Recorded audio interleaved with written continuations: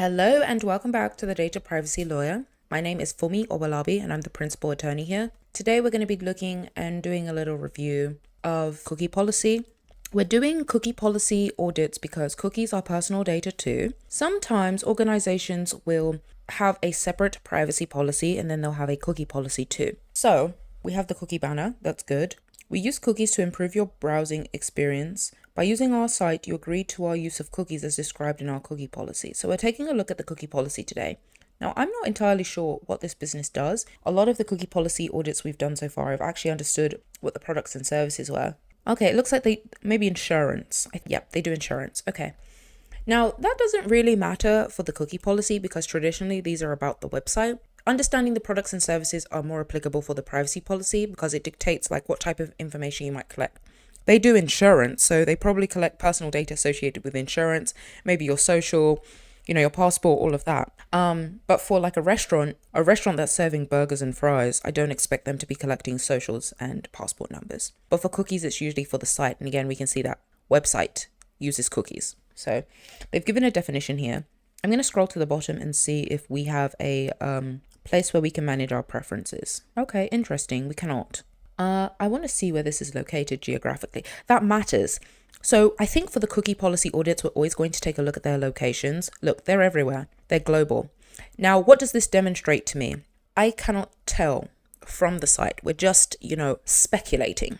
From a speculation standpoint, if they're in all of these locations, Hamilton, UK, Dubai, Malaysia, it may be that this organization, Price Forbes, share systems. And it means that the website is likely reviewed by individuals in all of these regions.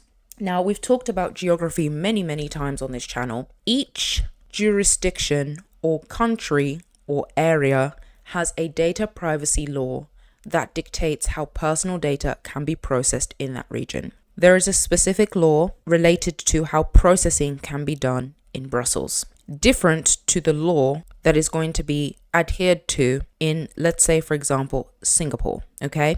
So that matters for this business as a whole, Price Forbes. Their counsel needs to look at all of the privacy laws in each of these countries and ensure that whatever obligations Price Forbes has is reflected on the site. If this site is being accessed by individuals here. Now, they may have different sites. I've seen that as well. They may have different sites. The other thing that I think is of interest, and maybe we can talk about in the privacy policy audit for this company, is they do insurance. So not only are you looking at the privacy laws, you're looking at other laws that dictate how your business operates from those specific special identifiers that you need to collect in order to process a claim. Now, let's go back to the cookie policy. That's what I really wanted to look at. But this relates to the site. And the reason I said it was important to look at geography is because if an individual is accessing a website from their country, the laws of those country apply. So if there are obligations related to cookies in Dubai explicitly, Price Forbes needs to adhere to that. Same with Lima or Turkey where they were, okay? I love that they've put the definition. The one thing I would say is missing is there's no date as to when this was last updated. They are widely used in order to make a website work or work more efficiently, as well as to provide information to the owners of the site. I'll say something about tone. I will say one thing that I've noticed consistently among these reviews I've done is I think that the businesses are doing a really excellent job with making sure that the tone addresses the consumer. The language is very simple, and that's important. When you work as a lawyer, you're always addressing different audiences. Sometimes you're educating the business. Sometimes you're educating other legal counsel. Sometimes you're educating your colleagues. And sometimes you're educating the public. The cookie policies, as far as I've been concerned, I think the tone has been very appropriate for the consumers. And generally, most businesses have been putting a definition of what a cookie is because most consumers don't know.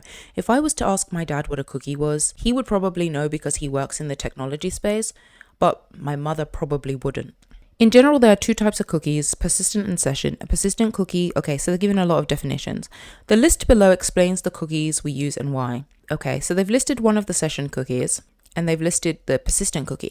My question is this accurate in 2025? Because we don't have a date and there's only 2 cookies listed here. So is this true that there's only 2 cookies? Okay, it looks like there's more than 2. There's one here and there's 1, 2, 3, 4. No, 5 in total. I find that surprising. I do find that very surprising. I'll tell you why I find that surprising. A lot of organizations use their website to collect a lot of information on consumers, and sometimes they use it to subsequently target them on other sites. So there are a lot more tools than Google Analytics and this session cookie above, but it may be. That's something that has to be looked at by Price Forbes, and which is why companies should be looking at least on an annual basis to see what cookies are actually being utilized by the site. Make sure that the information you're reflecting on your website is what is actually happening currently with the business. And I also wonder if that's why some companies shy away from putting a date, because they haven't had the time to update their program. They don't want to put a date because the last time this was created, it was probably really outdated, and it could be misleading if they put today's date, but they actually haven't looked at what cookies are applicable to the site in 2025.